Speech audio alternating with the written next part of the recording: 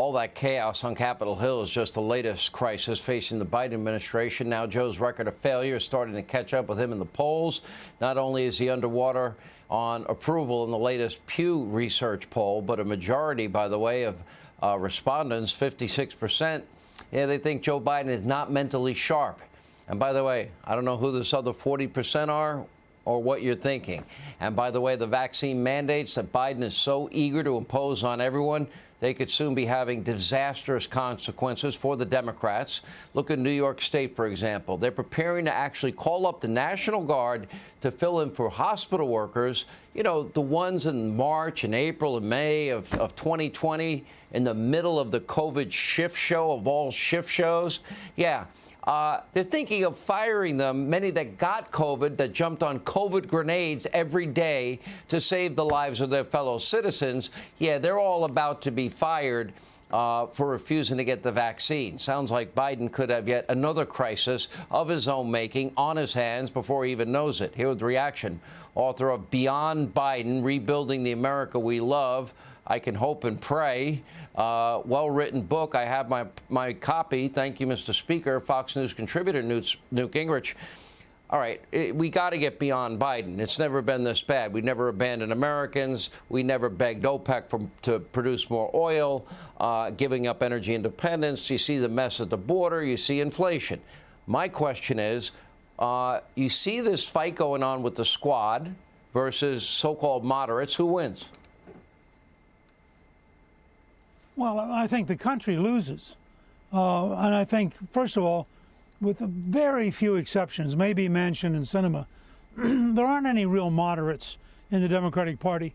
When push came to shove in August, every single Democrat in the Senate, every single Democrat in the House voted for a big socialist bill, that big government socialist bill that Bernie Sanders wrote. I mean, how can you have a clearer message than to have an open socialist write a bill, which, by the way, probably scores at $5 trillion, not $3.5 trillion, has $3 trillion in tax increases, hires 85,000 new IRS agents to harass taxpayers, apparently, according to one reading, provides for free community college for illegal immigrants. So all these people at the border will get to go to college at the taxpayer's expense, because nothing's free. That means it's a taxpayer-provided college. It's a taxpayer-provided health care. And so I think that this is going to be a fascinating week. Pelosi's been very tough. She runs a dictatorship. She's been twisting arms. She's now starting to break them. Presently, she'll start kneecapping people. And but whether or not that's enough. But it seems like the squad is basically saying it's our way or the highway, and they have control over her speakership. Of course.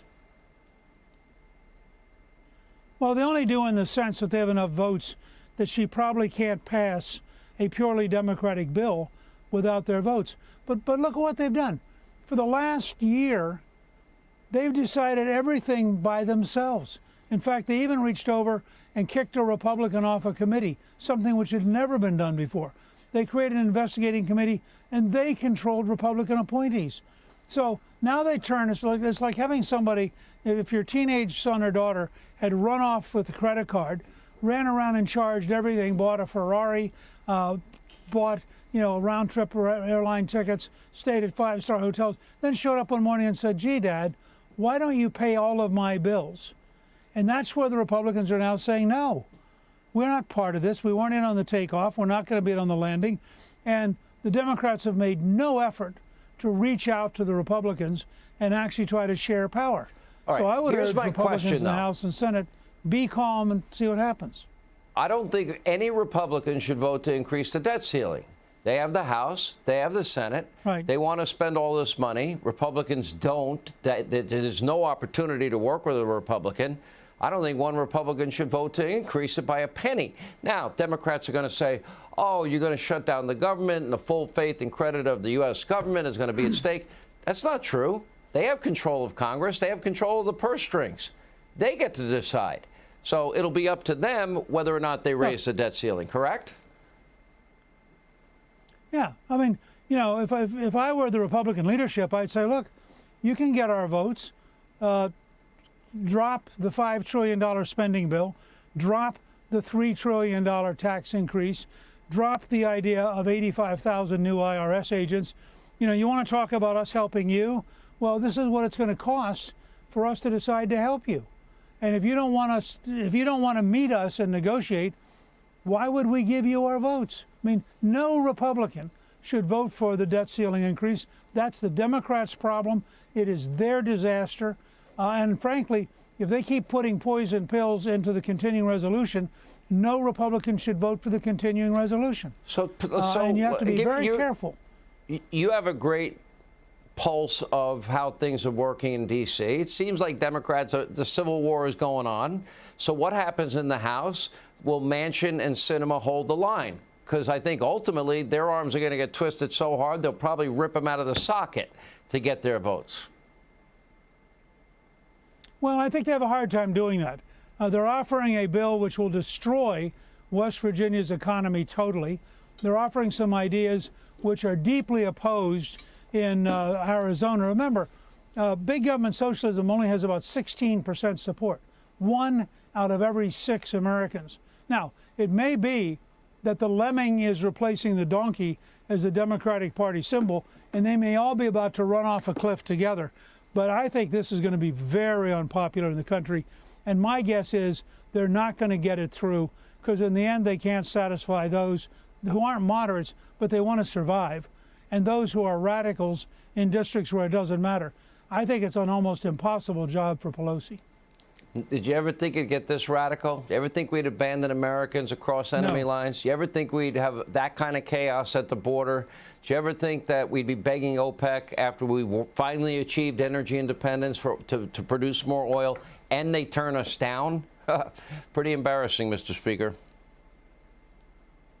Look, I think you're faced with the weirdest political coalition in modern American history. I think that they are totally out of touch with reality. I think the damage they're doing is unimaginable. And I really worry that these guys could stumble into a big war, not a small war. And I worry particularly about China, because the Chinese dictatorship has to be looking at this chaos and just thinking, this guy's old, he's weak, he's confused, the people around him are nuts. It makes those Donald Trump tweets that everyone in the mob and the media characterized as mean seem pretty appealing, actually, about right now, because he instilled fear in other countries, and he actually got us to energy independence, controlled the borders, lowered taxes, and things work better. Mr. Speaker, thank you. Hey, Sean Hannity here. Hey, click here to subscribe to Fox News YouTube page and catch our hottest interviews and most compelling analysis. You will not get it anywhere else.